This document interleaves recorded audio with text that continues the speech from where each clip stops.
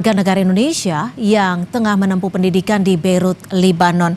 Selamat sore waktu Indonesia, Mas Irfan. Selamat sore waktu Indonesia dan selamat siang waktu Lebanon. Ya, Mas Irfan, sebelum kita memulai dialog kita sore hari ini, kondisi Anda bagaimana? Apakah masih dalam kondisi aman dan juga sehat, Mas Irfan? Alhamdulillah saya aman bersama keluarga saya di sini. Kemarin ketika ada waktu serangan saya di Beirut, cuman untuk pagi ini saya sudah meninggalkan Beirut. Mhm. Kalau sampai Lain. saat ini, Mas Irfan, apakah masih terjadi serangan-serangan yang dilakukan oleh pihak Israel khususnya ke wilayah Beirut? Untuk pagi ini sejak itu kemarin sampai kemarin malam, untuk pagi ini tidak ada serangan di Beirut sama sekali. Cuman untuk malam tadi masih ada serangan di daerah selatan Lebanon.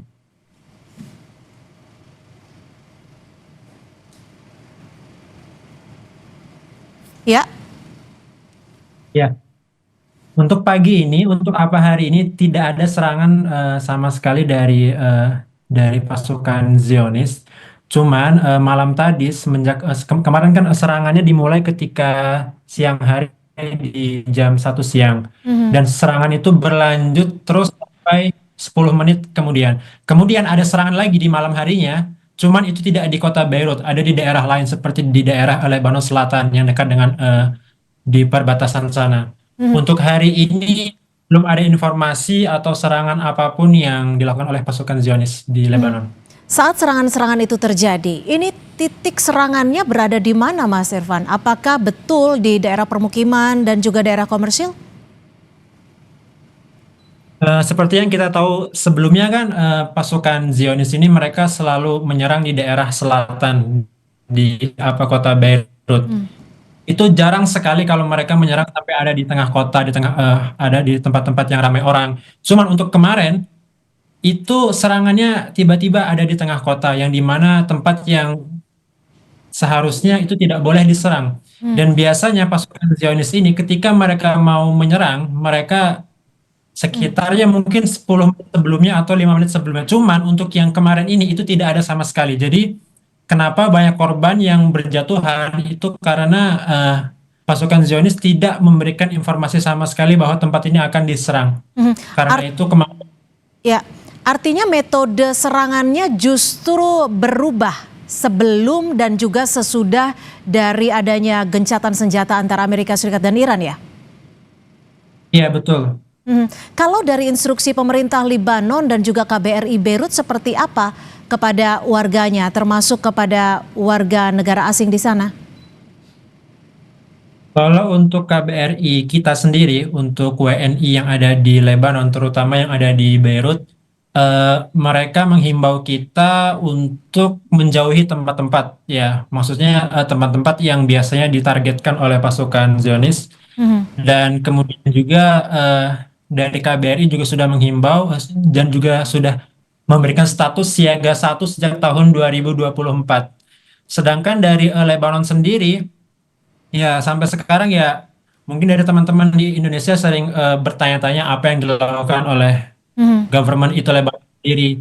Ya, kalau kita melihatnya sebagai warga Lebanon atau melihatnya sebagai warga asing, ya kita melihat itu seperti tidak ada eh, kemampuan dari Lebanon sendiri untuk menghadapi masalah ini.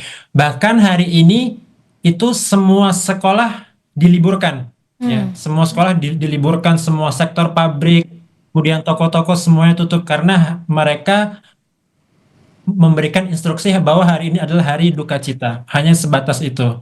Hmm. Dan setahu saya dari informasi pagi ini juga mereka sedang mengadakan ini seperti pertemuan untuk membahas masalah ini. Tapi setiap ada serangan mereka selalu melakukan seperti itu, tapi tidak ada hasilnya. Mhm. Apakah ada himbauan untuk mengungsi ke tempat yang lebih aman karena Anda tadi sempat menyebutkan bahwa serangan yang terakhir tidak diinformasikan seperti sebelum-sebelumnya? Ya, bahwa setiap ada serangan, semua himbauan itu, semua peringatan itu bukan dari Lebanon, tapi dari negara sebelah. Mhm. Jadi semua informasi yang diterima bahwa nanti akan ada serangan di tempat ini itu bukan dari orang Lebanon, tapi melainkan dari negara sebelah. Cuman yang kemarin itu ya mereka tidak memberikan apa himbauan atau peringatan untuk pergi, Mhm. dan juga tiba-tiba menyerang di tempat yang biasanya tidak diserang, Hmm. yang Eh, seharusnya tidak boleh diserang.